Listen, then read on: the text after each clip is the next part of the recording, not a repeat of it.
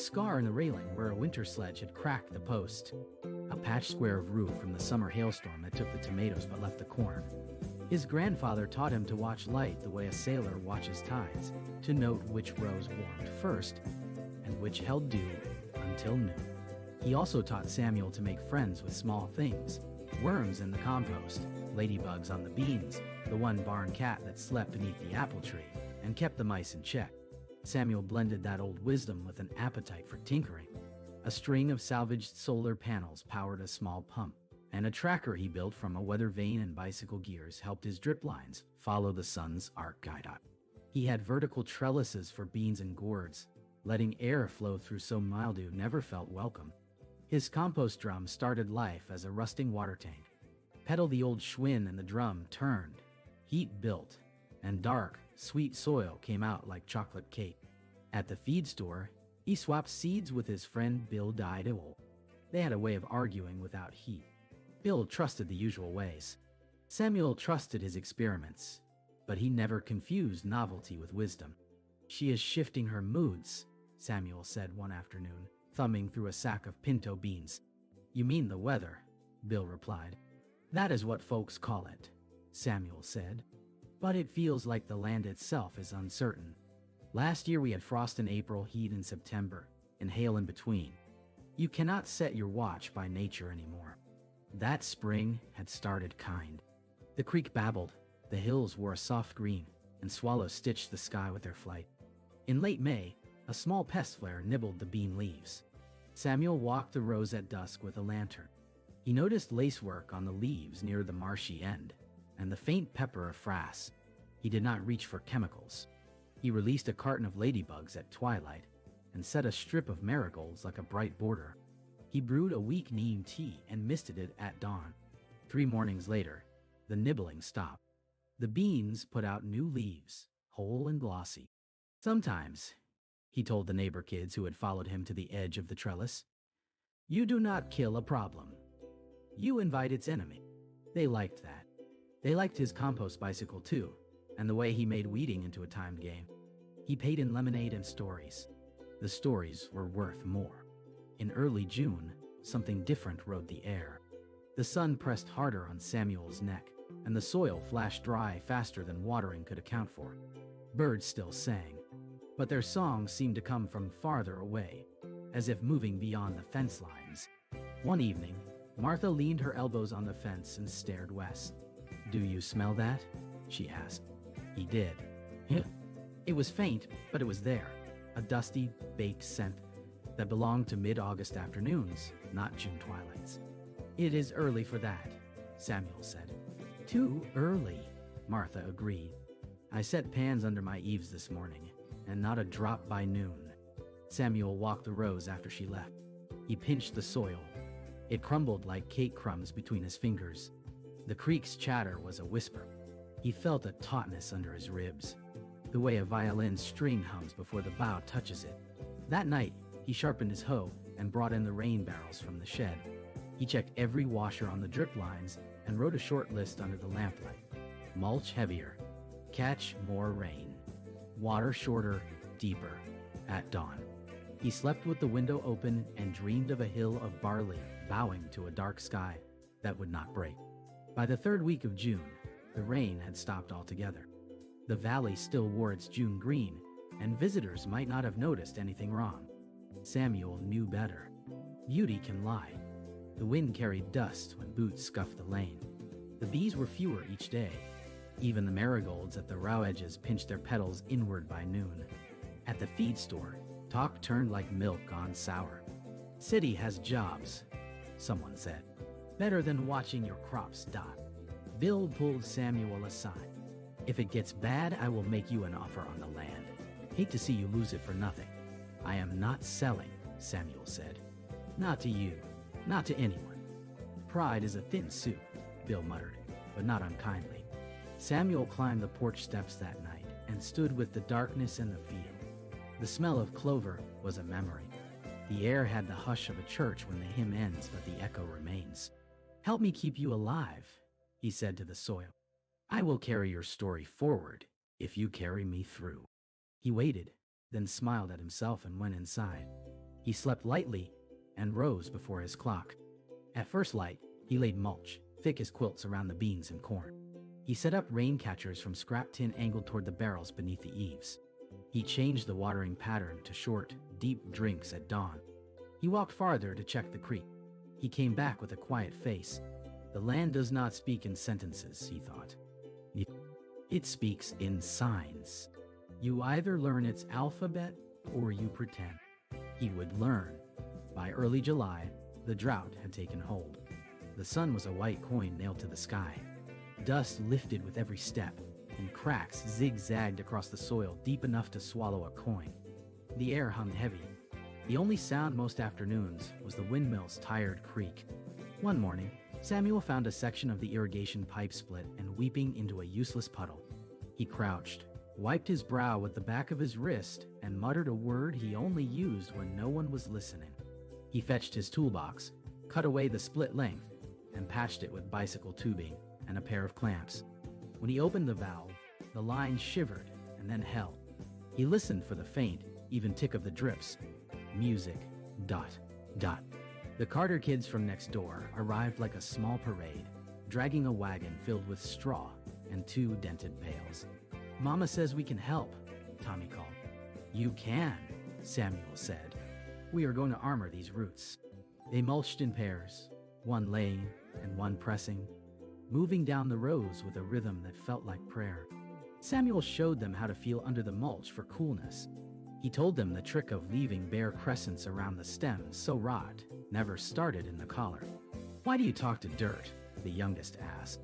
"Because it listens better than most people," Samuel said, and the children laughed. "Also, it is older than any of us. If you are smart, you listen to your elders." By mid-July, most of the valley had gone yellow and thin. Cattle nosed at baked ground. The hardware store kept its door propped open, and the talk on the stoop grew flinty. "Sold the herd," one rancher said.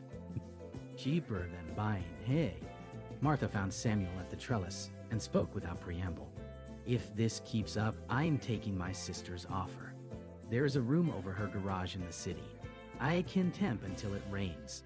Samuel nodded. "If you go, I will miss you. You should come," she said.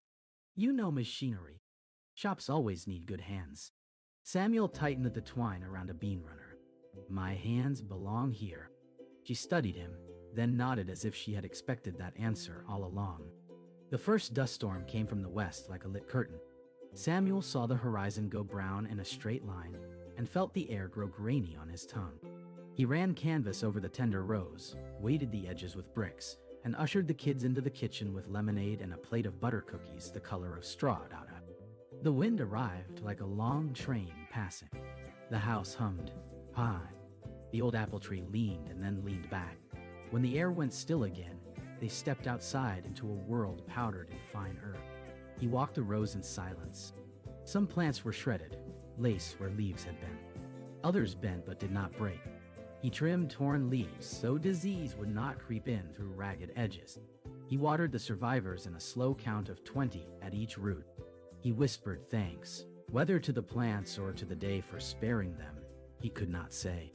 That night, under the kerosene lamp, he drew a new plant. He sketched lines for shade cloth over the marrow vines.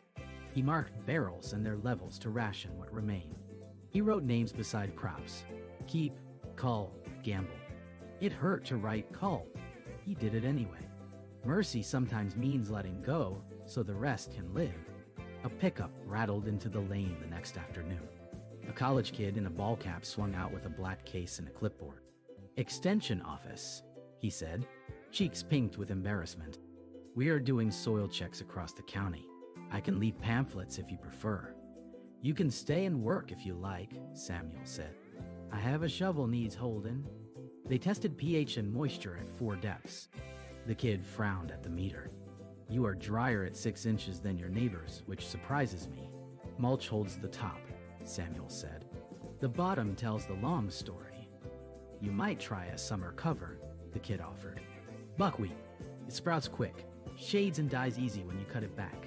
I will plant a strip at the edge, Samuel said. If it takes, I will thank you. If it does not, I will still thank you. The kid stood and looked at the trellis, the canvas, the angled tin, catching the idea of rain. He wrote something on his clipboard that made him smile. "I wish my grandfather could see this place," he said finally. "He would have liked you." "Tell him the land has a voice," Samuel said. "If he listens, he will hear it." "He passed last winter," the kid said softly. "But I think I still hear him sometimes." "Then you know," Samuel said. The days narrowed to work and water. He rose in darkness, poured coffee, walked the fence, checked the lines, and opened the valves when the sky just hinted at blue. He learned the new map of shade and sun. He drank from a jar, poured from a jar, counted in 20s, and moved to the next route. One afternoon, a valve stuck open and a barrel ran dry before he found it. He felt the slap of panic and then set it aside. Panic dries a man faster than July. He closed the valve, counted his remaining barrels, and moved 3 lines to gather on one. Save the corn. Let the cucumbers fen. Grieve later. In town, Bill cornered him near the feed bins. "I have a buyer from out of state looking at acreage," Bill said. "If you read the signs like I do, you will want to talk." "I have read the signs," Samuel said. "I am exactly where I should be." "You always were stubborn," Bill said, "and often right. But there is a difference between stubborn and foolish. If I lose this place doing what I believe is right, that is my loss," Samuel said. "But it would be a larger loss to leave before the land has spoken its full piece." Bill chewed that and spat into a can. "God help you," he said, but again not unkindly. The second dust storm arrived, meaner than the first. It carried heat and the smell of distant fire. Samuel had cut a firebreak along the fence the week before. A bare scar of earth that looked ugly and felt wise.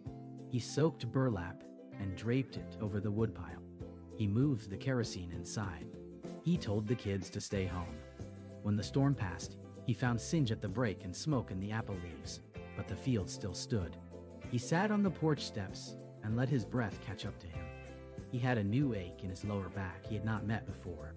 He greeted it and asked it to be patient. Night came with the clean smell of nothing burning. He lay down and dreamed of a single drop of water falling in slow motion, magnified until it held the shape of the hills inside it. Morning brought no rain, only a wind that felt like a breath held too long. He pulled on his boots, set his hat, and walked the rows. "Hold on," he told the soil. "Hold on, and I will hold you." The soil did not answer, but a meadowlark sang from the fence post, and it felt like words. By late August, the drought had broken nearly every farmer in the valley. Hay wagons sat idle. Barn doors stayed open because there was no reason to keep out air that could not harm what was already gone. But on Samuel's land, the story was different. It was not victory. It was survival. Some rows were bare as winter. Others were a green that made passers-by slow their trucks and stare. The rain catchers, ugly and perfect, had kept the barrels from going to bone. Mulch had shielded roots. The canvas had spared tender leaves from sand-blasting wind. The buckwheat strip at the field edge sprouted in a daring gesture of life and cast a soft shade that cooled the soil below it. It buzzed with the first bees Samuel had seen in weeks. He stood there longer than he meant to, listening to the sound of work returning to the air. Neighbors came, some silent, some ready with questions. "How did you get the beans to reach that high when mine gave up a month ago?" a man asked, running his hand along the trellis twine. "Trellises invite the wind to move," Samuel said. "Leaves stay dry. Disease thinks twice. The plants spend their courage on fruit instead of on standing upright." "Did you pray?" a woman asked, half teasing. "I prayed with my hands," Samuel said, "and a little with my knees. Both kinds help." Martha stood with him and shook her head. "Sam, you have more in late August than most of us had in June." "It was not magic," he said. "Just listening and answering back, and losing some things so the rest could live." The college kid returned with a copy of a sheet he had written. He had titled it, "Observations at Carter Farm." He had drawn a small diagram of the creek, the barrels, the buckwheat strip, and the trellis orientation.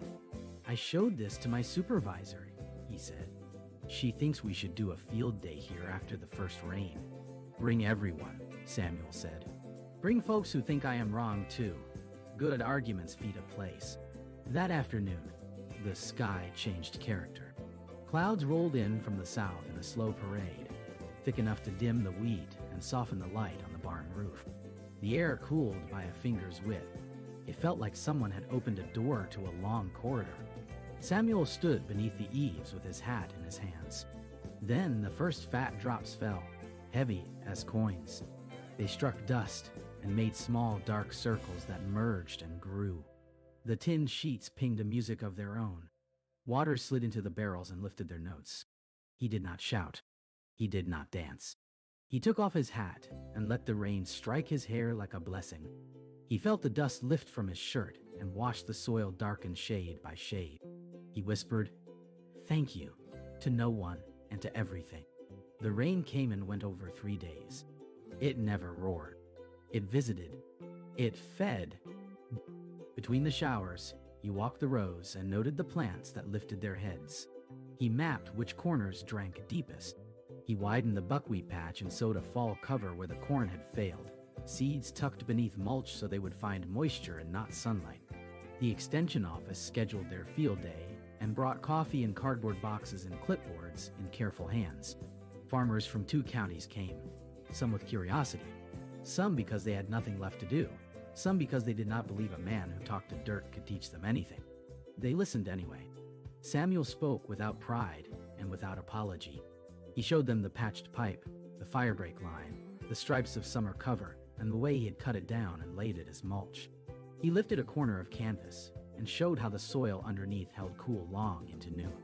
He walked them to the buckwheat and let the bees do the talking. A big man with a red face said, "You got lucky." Samuel nodded. "I did. I also worked for my luck. Both are part of it." Another asked, "If the rain had not come?" Samuel shaded his eyes and looked south. "Then I would have saved seed and put the rest in the ground in faith. If it still did not come, I would have cut the last row of green into fodder for my neighbor's cows and eaten beans until the sky remembered us." The answer was not pious. It was practical. It satisfied no one and everyone. Children came back to help, this time because it was fun again. They pruned the tomatoes with tiny scissors. They spread the last of the straw. They wrote their names in dust on the side of the compost drum and laughed when the letters turned to mud under a sprinkle. "Think the land heard you?" Tommy asked as they wheeled a barrow down the lane. "I think it always hears," Samuel said. "We are the ones who forget how to answer." Martha spent evenings on the porch with him now that the air had a kindness in it again. She brought jars of pickled okra that snapped like green fireworks when you bit them. She told stories of her sister's street where the trees wore metal grates and the only soil was in planters. She admitted she had almost gone. She admitted she had stayed because watching a man refuse to yield gives a person a stubborn hope. Bill arrived with a paper bag and a sheepish look. He took out a small mason jar of seed. The kernels were black as crow feathers. "A rice strain my cousin sent from the Delta," he said. "Says it is thirsty for mud and yet will stagger on in a lean year if you plant it deep." "I will try a patch," Samuel said, and did not say what he thought, which was that you take gifts when they come if they come with a true heart. "About that offer," Bill mumbled. "It was kind," Samuel said. "It was also a little cruel," Bill said. "It was both," Samuel said, and they shook hands like men who had found the middle. As September came on, the field changed voices. The light slid lower, and the wheat heads fattened. The beans wore pods like little green boats. The marigolds at the row edges revived in the cooler mornings, and flared orange and gold like small suns that had decided to visit the soil. The valley planned a harvest gathering even if the harvest was thin. Folks needed to mark a season ending and another beginning. They would do it with music, soup, and stories. They would do it with whatever they had, even if what they had was small. Samuel loaded the wagon in the morning with baskets of corn, beans, marigolds, and the few tomatoes that had made it through the heat wearing their scars like medals. He tucked 2 loaves of bread under a towel. He added a jar of buckwheat honey a neighbor had traded for shade under his cottonwood. He looked across the field before he climbed to the wagon seat. It was not triumph, and it was not failure. It was a life carried forward. "Come on, old friend," he said. "Let us go show them what you have to say." The wheels creaked, the hoarse toss of the head jingled the tack, and they moved down the lane into the soft applause of late life. The Harvest Festival set up in the fairground lot beside the one-story town hall. Strings of bulbs ran from the flagpole to the tool shed like a low constellation. Long tables wore paper cloth and jars of zinnias. The soup line smelled of tomatoes and basil, and a little smoke from the stove that refused to stay lit. Music arrived on a fiddle first, then a guitar, then a drum that kept time like a heartbeat. Children ran, as children will, in circles that always cross the path of someone carrying something delicate. Laughter rose in pockets and broke like small waves on a stone beach. Samuel found a corner near the end of the table and set out his baskets. He wrote small tags in his neat hand: corn, beans, marigolds. He put the tomatoes in a bowl and did not name them. People came. They asked questions. He answered them. He took coins, refused some, and traded more often than not. A woman with flour on her cheek pressed a pie into his hands and said, "For the way your field looks from the road. It helps me believe things are not done yet." A rancher who had sold his herd picked up a marigold and held it like a candle. "My wife says these keep bad things away. I think maybe she means thoughts." "Both kinds," Samuel said. The extension kid stood on a hay bale and tried to give a talk on water management, but his notes blew away and he laughed and said, "The wind is not on my side," and everyone liked him better for it. Martha served soup beside him for an hour, her ladle moving in a slow rhythm. "You know," she said when the line thinned, "I did write to my sister. I told her I might still come in winter, but I also told her I had work to do here first." She wrote back and said she was proud. Then she sent me a photograph of her office plant. "It is dying. Tell her to water shorter and deeper," Samuel said. "Tell her to scratch the surface and see if it is wet underneath. Tell her to talk to it. She will say I caught your disease," Martha said, smiling. "It is catching," he said. "Thank God." As the sun slid behind the hardware store roof, someone shouted that the square dance was starting, and the fiddler's bow began to skip. Samuel did not dance. He never had been light on his feet, but he leaned his shoulder to a post, and his foot kept time on its own. Toward the end, a boy he did not know edged up and stared serious as a judge. "Are you the man who talks to dirt?" the boy asked.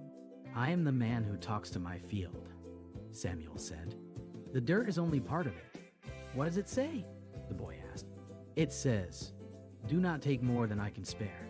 It says, 'If you feed me, I will feed you.' It says, 'If you learn my letters, I will write you a story.'" The boy nodded, as if this matched something he had already guessed. He ran off and came back with a paper plate of cake. "For your field," he said, and placed it on Samuel's table with solemn ceremony. "Thank you," Samuel said. "It will like that." He would take it home and crumble it for the chickens and call it an offering. When the bulbs had warmed the air into a soft room, and the last pot had been scraped clean, Samuel loaded the wagon with what remained. Folks pressed small gifts into his hands as he said goodnight. A jar of pickles with dill standing at attention along the glass. A packet of seeds saved from a squash that had managed dignity in a hard summer. A book of songs with the edges thumbed. He drove home slow, not wanting to jostle the gifts into ordinary. At the lane, he stopped and climbed down. The night was sweet, with cut hay from somewhere up valley. Crickets wrote their long sentences. The house breathed. He put the horse to bed, stacked the baskets just inside the kitchen door, and stepped out to the fence line one last time. The field lay in a dark that was not empty, the kind of dark that holds and does not hollow. "Evening, old friend," he said. "You did well." He stood a while and thought of his grandfather's hands, the way they had cupped soil, as if it were water he did not want to spill. He thought of the kids counting to 20 at each root, of the dust that had turned to mud and then to soil again under his fingers. He thought of Bill's jar of black rice and the way Martha had stayed, because stubbornness is sometimes just faith with its sleeves rolled. He thought of all the small things that had not been small. The patch of buckwheat that brought the bees back, and taught the soil to breathe. The firebreak that looked like a scar until it became a line between loss and not losing. The patched pipe that it held when a barrel tried to empty into the ground all at once. The lamplight on a map of the field, where keep and call and gamble had been a prayer spoken in pencil. He leaned his forearms on the top rail and let his breath find the quiet rhythm the field offered him every morning, if he was still enough to hear it. He was tired in the way that makes sleep a friend and not an escape. "See," he said softly, "we got through it." A breeze lifted and moved over the wheat, a shiver across the dark. In it there was a sound like a voice too large to fit inside a word. If the land had a way to answer, that was it. He went inside and washed his hands. The water ran brown first, then clear. He ate a piece of bread with honey and sat at the table with a pencil and a blank page. He wrote the date. He wrote the rain. He wrote the names of the people who had stood in his field and asked questions and found their own answers there. He wrote what the soil had told him and what he had told it back. Damn, Sue. Before he went to bed, he opened the back door and looked once more to the fence. It was an old habit, like touching a lock to be sure, or laying a hand on a sleeping child's back to feel the gentle lift that announces the next breath is coming as surely as morning. Morning, he whispered to the future that was already on its way. Old friend. And in the stillness, where leaves shift and soil settles and roots remember their water, the field held his words the way good ground holds a seed. It did not hurry. It did not fear. It simply kept them safe until it was time to answer again.